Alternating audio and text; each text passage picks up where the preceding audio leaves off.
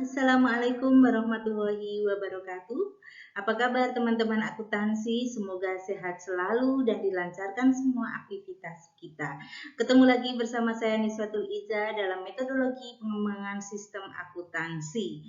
Dalam beberapa slide ke depan, saudara akan mendengarkan penjelasan dari saya bagaimana sih lambang, flowchart, bagan alir, dan sebagainya di sistem pengembangan akuntansi ini.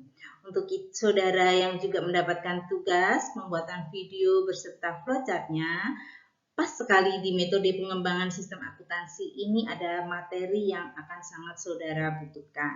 Untuk itu, mari kita simak bersama. Baiklah saudara, lalu apa sih yang disebut dengan metodologi pengembangan sistem itu? Metodologi pengembangan sistem adalah langkah-langkah yang dilalui oleh analis sistem dalam mengembangkan sistem informasi. Analis sistem adalah arsitek atau pelaku pembuat pengembangan sistem. Masih ingat ya? Apa langkah-langkahnya itu? Ada 3 langkah. Yang pertama yaitu melakukan analisis sistem. Yang kedua yaitu melakukan desain sistem, dan yang ketiga yaitu implementasi sistem. Untuk apa? Untuk menghasilkan dokumen tertulis berupa rencana pekerjaan yang akan diserahkan kepada para pemakai informasi.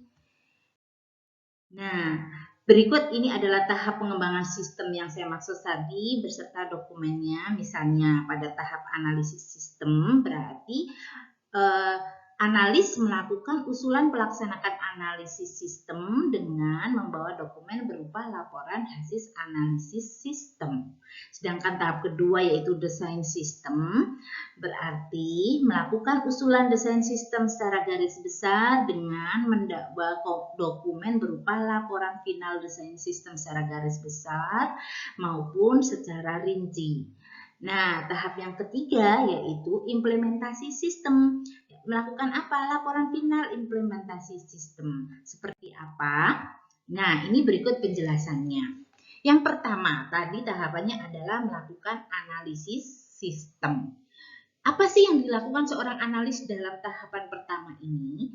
Yaitu mengidentifikasi informasi yang diperlukan pemakai untuk melaksanakan pekerjaannya dengan tahap apa? 1 yaitu analisis pendahuluan, 2 penyusunan usulan pelaksanaan analisis sistem, dan yang ketiga pelaksanaan analisis sistem, serta terakhir penyusunan laporan hasil analisis sistem. Khusus untuk tahap pertama di analisis sistem ini nanti pada slide berikutnya akan saya jelaskan secara bertahap mulai analisis pendahuluan sampai laporan. Adapun untuk tahapan yang kedua yaitu desain sistem dan tahapan yang ketiga implementasi sistem, detailnya cukup di slide ini. Untuk itu saudara harus cermati apa dan bagaimana. Kita ke desain sistem dulu. Desain sistem adalah proses penerjemahan kebutuhan pemakai informasi ke dalam alternatif rancangan sistem informasi yang diajukan kepada pemakai informasi untuk dipertimbangkan. Apa tahapan dari seorang analis dalam melakukan desain sistem? Yang pertama yaitu desain sistem secara garis besar, kemudian melakukan penyusunan usulan desain sistem, dan kemudian dilakukan evaluasi, penyusunan laporan final, desain sistem secara rinci, dan yang terakhir yaitu penyusunan laporan final desain sistem secara rinci. Adapun implementasi sistem itu berarti mengaplikasikan. Dalam hal apa dalam ini? Yaitu melakukan pendidikan dan pelatihan bagi pemakai informasi. Nah, pelatihan dan koordinasi teknisi yang akan menjalankan sistem inilah dilakukan pengujian sistem yang baru dan pengubahan yang dilakukan untuk membuat sistem informasi yang telah dirancang menjadi dapat dilaksanakan secara operasional. Saudara perlu ketahui, implementasi sistem ini merupakan puncak segala pengembangan sistem. Kenapa? Kalau ada analisis sistem, sudah ada desain sistem yang bagus, tapi tidak bisa diimplementasikan sesuai dengan kebutuhan, maka semuanya akan menjadi percuma. Maka buatlah sistem yang dapat diimplementasikan dan dirasakan setelah dipakai oleh penggunanya. Ya, itu sebabnya dalam implementasi sistem ini perlu dilakukan pelatihan-pelatihan. Bagaimana sih cara menggunakan sistem ini, itu juga perlu sekali. Tahapannya apa? Melalui persiapan tadi ya, pendidikan dan pelatihan karyawan serta konversi. Nanti ada macam-macam konversi juga akan saya detailkan khusus untuk di bab implementasi sistem ini. Nah, analisis pendahuluan itu dilakukan melalui apa saja sih? Biasanya analisis pendahuluan ini dilakukan karena adanya permintaan dari calon pengguna sistem. Ya, sehingga dalam tahapan ini disodorkan sebuah surat, yaitu surat permintaan jasa pengembangan sistem informasi. Sistem apa yang dibutuhkan, ya, manfaat apa yang diharapkan, sebagaimana dalam contoh surat yang ada di sebelah kanan kita itu. Apakah sistem itu benar-benar baru? Apakah sebelumnya sudah ada kemudian direvisi? Kira-kira akan diperlukan kapan? Nah, keluarannya sebagai apa ya? Dibutuhkan dalam departemen apa, semuanya dianalisis terlebih dahulu oleh analisnya dengan calon penggunanya. Adapun tahapan analisis yang kedua yaitu melakukan penyusunan usulan pelaksanaan analisis sistem. Untuk apa? Untuk menemukan atau mempertemukan antara pemikiran pemakai informasi dengan analis sistem. Jangan sampai antara yang memohon dengan yang menjalankan atau membuat sistem ini tidak klop, ya. Usulan itu disebut usulan pelaksanaan analisis sistem yang berisi tentang apa? Alasan ringkas dan jelas yang mendasari kenapa dilakukan pengembangan sistem akuntansi di perusahaan tersebut. Terus batasannya sampai berapa analisisnya, identifikasi informasi apa yang harus dikumpulkan, kemudian identifikasi sumber-sumber potensial yang dapat menyediakan informasi yang diperlukan dalam analisis sistem, daftar peristiwa besar atau titik-titik pengecekan yang digunakan untuk mengecek perkembangan analisis sistem yang dilaksanakan oleh analis sistem. Jadi sebelum dilakukan, ya, setelah pemikiran antara pemilik atau calon pengguna sistem ini dengan si analis sesuai, maka jangan sampai dalam pendahuluan tadi yang sudah oke, kemudian ada hal-hal yang tidak sesuai lagi, maka diidentifikasi melalui usulan pelaksanaan sistem dan contohnya sebagaimana surat yang ada di sebelah kanan kita, ya, pada siapa itu dia sejenis penawaran gitu ya, bahwa nanti bagaimana. Nah, tahapan analisis yang ketiga yaitu melakukan pelaksanaan analisis. Setelah direncanakan dengan cara pendahuluan tadi, kemudian setelah itu disusun, kemudian pemikiran antara calon pengguna dan pembuat sistem sudah oke, maka dilaksanakan. Actionnya bagaimana? Seorang analis biasanya menggali sumber informasi, baik itu sistem akuntansinya itu harus jelas, apakah ini benar-benar baru seperti yang saya sebutkan di awal tadi, ataukah sebenarnya sudah ada kemudian revisi. Nah, kemudian manfaat utama dilakukan analisis terhadap sistem akuntansi lama. Nah, kalau ada gitu ya. Pinginnya aktivitasnya bagaimana, ide rancangannya, ide sumber dayanya. Dan titik awal yang sama dalam menuju ke perubahan baru jika memang sistem ini dibuat karena revisi. Kalaupun tidak revisi, yang namanya sistem itu dibuatkan dalam rangka untuk memudahkan jalannya suatu proses atau prosedur di dalam sebuah organisasi. Nah, itu dibuat sedemikian rupa supaya efektif, efisien, dan dapat digunakan dengan lebih mudah. Dalam pelaksanaan analisis sistem ini, yang dilakukan seorang analis selanjutnya adalah mengumpulkan data dengan cara apa? Wawancara kepada pengguna, pada calon pengguna, apa yang dibutuhkan dan biasanya apa prosedur yang ada di dalam perusahaan itu. Misalnya dalam hal sistem pengadaan barang, biasanya SOP-nya bagaimana di dalam prosedur itu, gitu ya.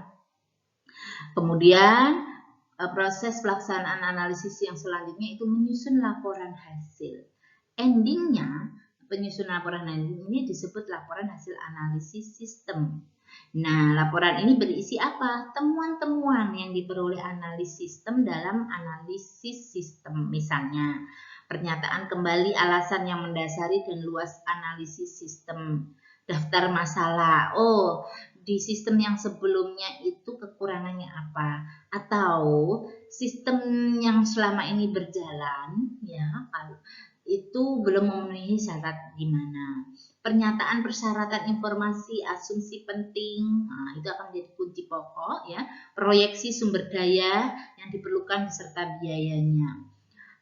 Kepada Bapak yang akan menggunakan ini, biaya yang digunakan sekian rupiah untuk pembuatan sistem ini. Jika ingin lebih kompleks, maka bagaimana dan sebagainya itu disampaikan. Kemudian rekomendasi-rekomendasi yang disampaikan. Itu untuk tahapan pertama tadi ya saudara. Untuk tahapan pertama analisis sistem ada 3 hal yang dilakukan.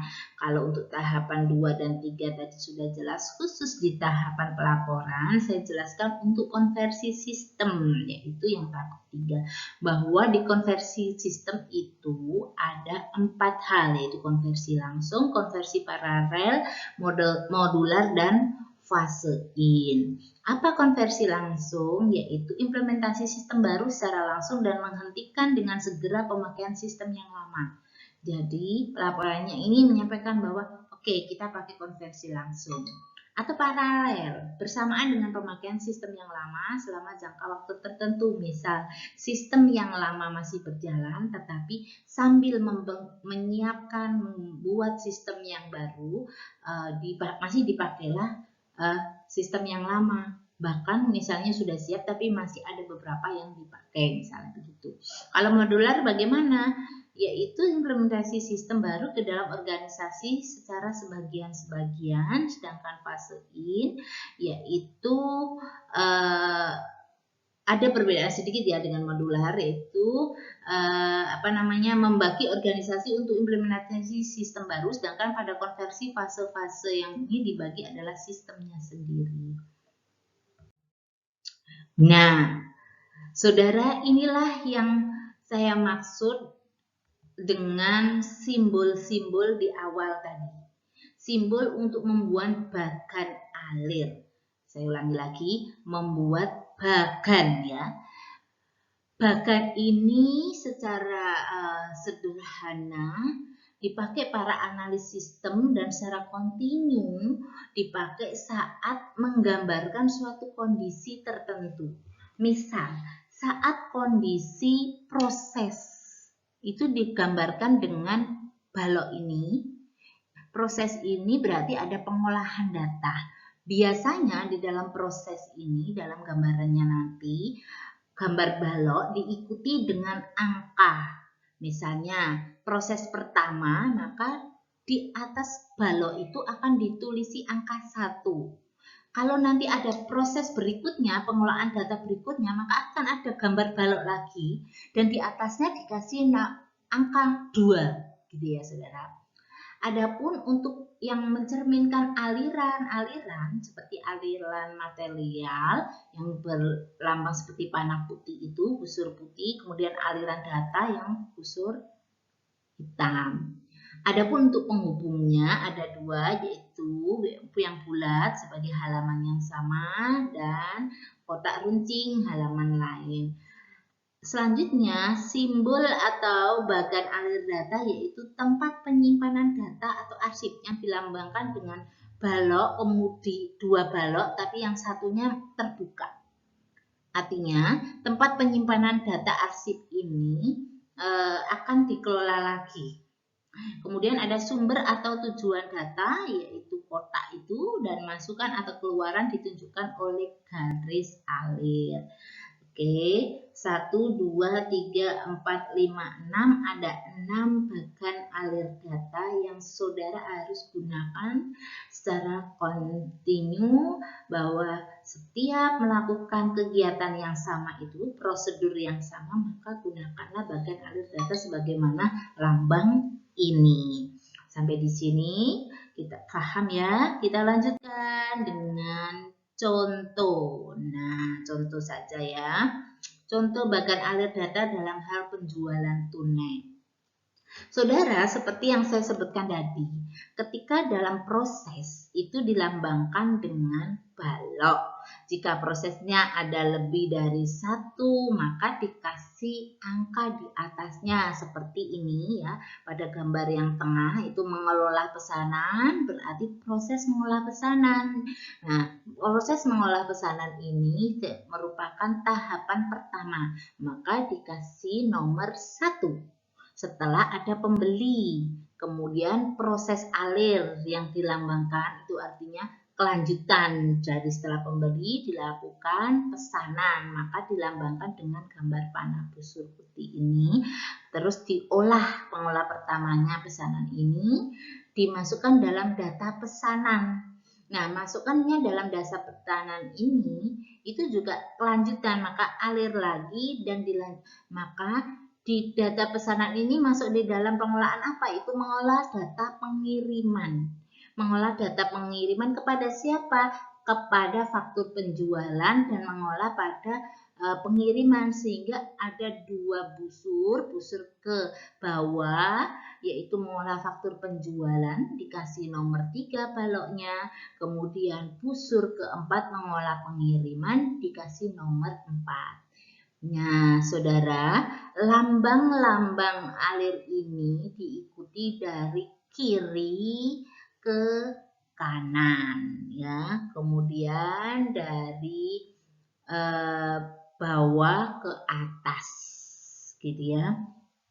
Di dalam busur-busur ini dijelaskan ya di nomor dalam balok nomor 2, nomor 3 dan 4 di situ ada penjelasan busurnya. Busur nomor 3 itu menunjukkan bahwa dari balok nomor 2 mengolah data pengiriman dilanjutkan dengan melakukan data faktur penjualan, yaitu mengolah faktur penjualan. Di samping yang bersamaan juga melakukan data pengiriman, yaitu balok ke nomor 4 mengolah pengiriman. Ya, dari pengolah pengiriman itu dilakukanlah dokumen pengiriman, gitu ya. Pengiriman kepada siapa? Kepada pembeli. Nah, pada nomor 3, balok nomor 3 yaitu saat mengolah faktur penjualan itu dibutuhkan faktur penjualan yang akan juga diberikan kepada pembeli. Nah, pembeli dengan menerima faktur penjualan dari saat pengolahan faktur penjualan itulah akan dimanfaatkan untuk melakukan pembayaran kepada kasir, di mana pembayaran itu juga akan diolah dalam sesuai dengan faktur penjualan. Sampai di sini contoh bagan alir data dipahami ya, dengan dicontohkan yang paling sederhana di sini adalah bagan alir data penjualan tunai secara umum. Nah, saudara, di dalam bagan alir tadi itu kan prosedurnya saja, ya. Dalam prosedur itu di dalam masing-masing tahapan proses data juga ada rinciannya. Misalnya ketika dalam mencatat pesanan tadi di balok di balok 1 itu di dalamnya telah melakukan aktivitas lagi oleh bagian pencatatan pesanan. Apa? Dirincikan dengan gambar ini, yaitu ya saat ada pesanan, mencatat pesanan. Apa yang dilakukan oleh bagian pencatat pesanan itu pada 1.1 tadi, yaitu pesanan dicek dulu persediaannya. Jangan sampai ya ada pembeli pesan dijawab langsung oke. Tetapi bagian pesanan harus melakukan proses selanjutnya, yaitu dengan di balok nomor 1.2 mengecek persediaan. Kepada siapa? Kepada bagian persediaan, yaitu di data persediaan. Data persediaan ini karena akan diproses maka dilambangkan dengan dua balok, yang satunya adalah terbuka, artinya siap data itu dikelola. Nah, setelah itu juga melakukan informasi persediaannya ada dan atau persediaannya habis. Jika setelah dicek ternyata persediaannya ada, maka melakukan tahapan selanjutnya yaitu penentuan harga jual sebagaimana balok nomor 1.3. Setelah itu sudah tahu data harga, dilihat dari mana penentuan harga jual? Dari data harga jual yang ada di balok di bawahnya itu. Maka data harga jual ini bermanfaat buat penentuan harga jual, yaitu dengan lambang ke atas, busur ke atas ini. Kalau persediaannya habis bagaimana? Maka harus segera melakukan pemesanan kembali. Dengan cara apa? Memasukkan data pemesanan kembali. Ini adalah data rinci dari salah satu proses pada pencatatan pesanan di balok nomor 1 pada proses pembelian di slide sebelumnya tadi. Sampai di sini sudah paham ya? Baik, kalau sudah, kita lanjutkan dengan simbol untuk membuat bagan alir dokumen. Saudara, dalam transaksi pembelian tadi misalnya, ya, saat pemesanan, kemudian bagian pemesanan itu meng-cross check ke bagian persediaan habis atau tidak, itu kan juga membutuhkan dokumen. Dokumennya apa? Dokumennya apa yang dibutuhkan gitu ya untuk melihat dari pembelian itu, misalnya ada faktur pembelian dan sebagainya, itu misalnya dokumennya. Nah, dokumen-dokumen itu dilambangkan dengan ketentuan juga, saudara. Misalnya seperti saat kita bicara dokumen, maka lambangnya adalah seperti kertas yang terbang itu ya. Ya, seperti yang kita lihat di layar, bahwa itu adalah simbol yang digunakan untuk menggambarkan semua jenis dokumen yang merupakan formulir yang digunakan untuk merekam data. Gitu ya. Contohnya apa ya tadi? Pembelian, faktur penjualan, surat order pembelian, dan sebagainya ya. Nah, jika ternyata dokumen itu dibutuhkan tembusan antara yang asli dan tembusannya, maka dokumennya tinggal digandakan nomor 1 dan nomor 2. Misalnya dokumen faktur, maka dilambangkan dengan gambar dokumen yang double yang dikasih nomor urut 1 dan 2. Ya, gitu ya. Bagian misalnya dokumennya lebih dari 2 ya, bisa tinggal ngasih nomor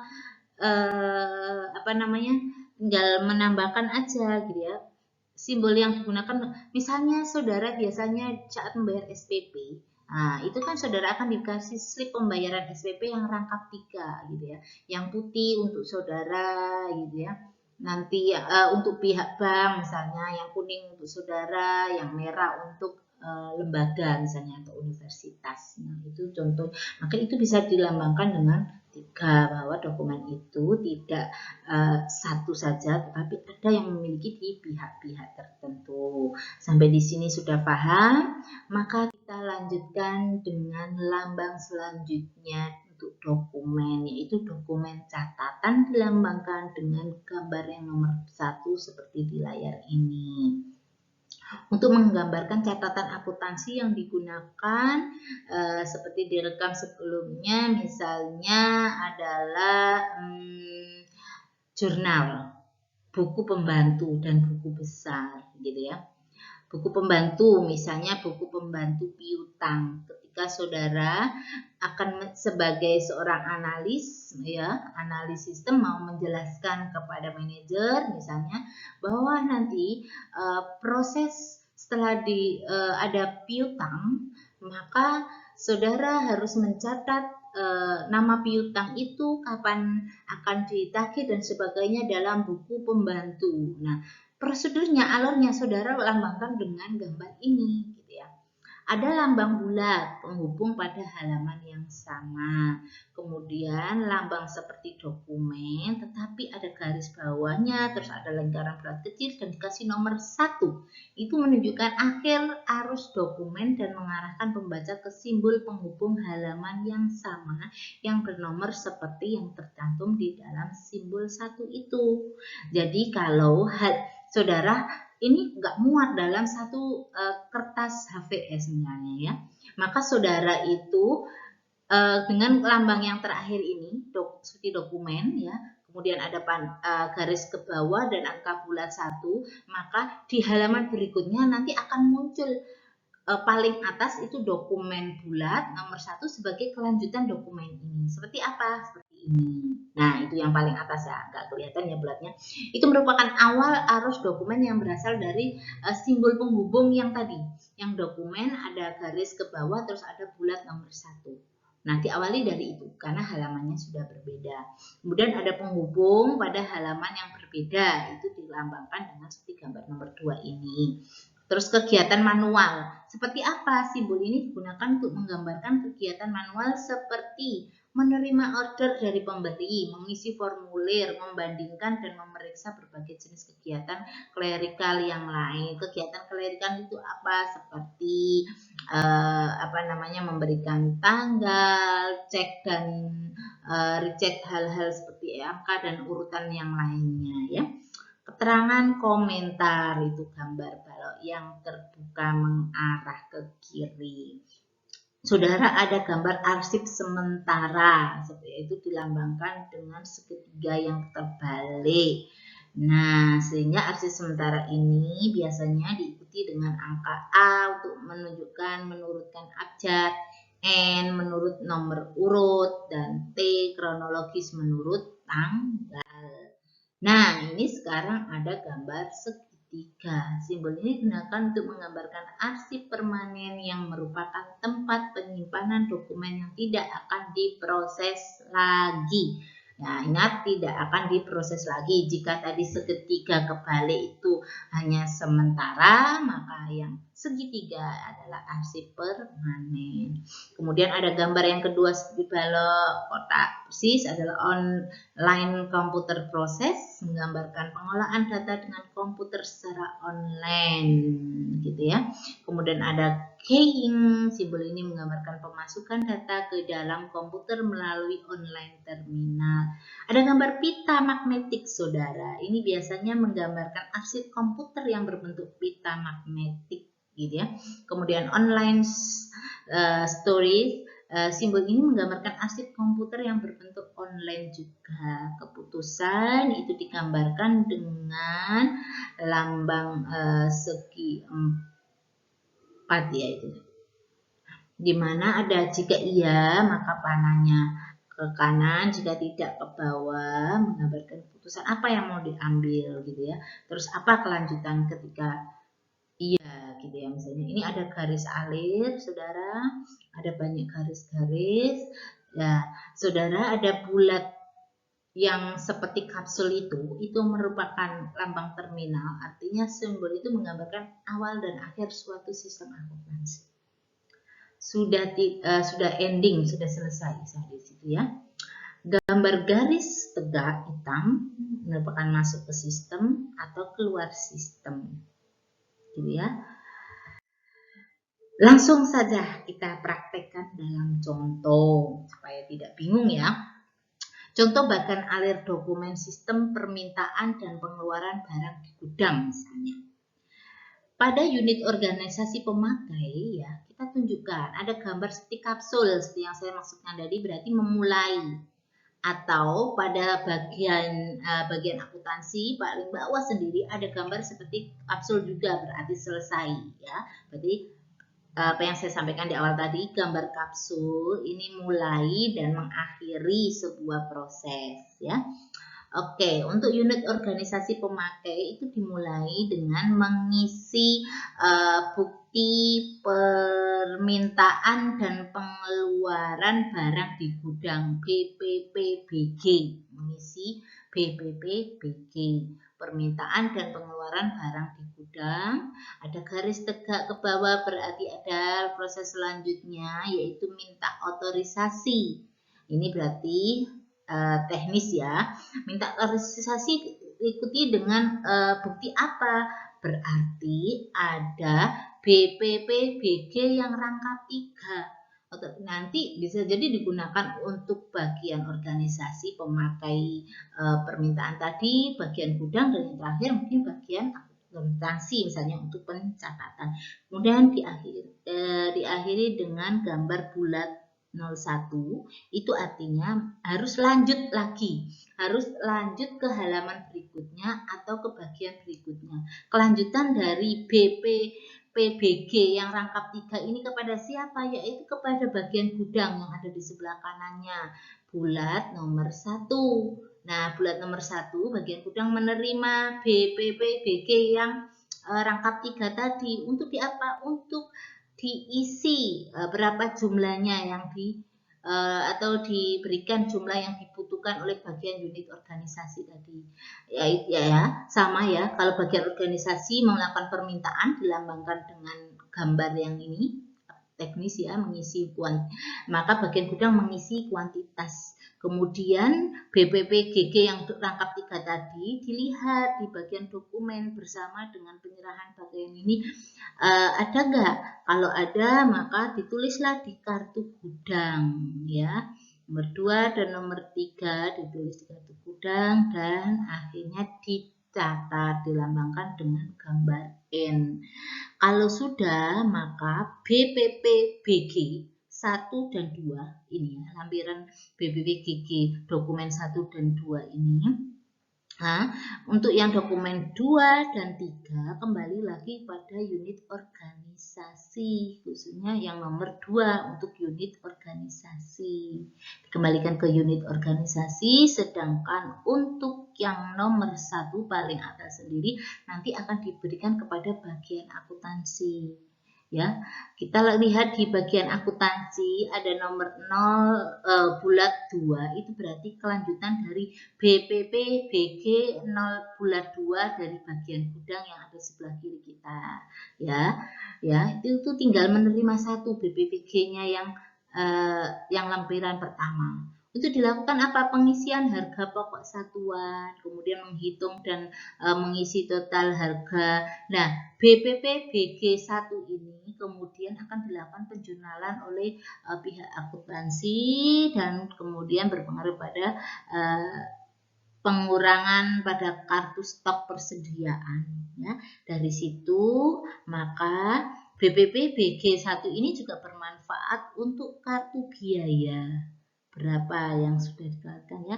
Kalau sudah BPG ini sudah nggak akan diproses lagi, maka selesailah pada gambar N dan selesai kapsul. Sampai di sini sekarang kita paham dokumen-dokumen serta gambar alur datanya.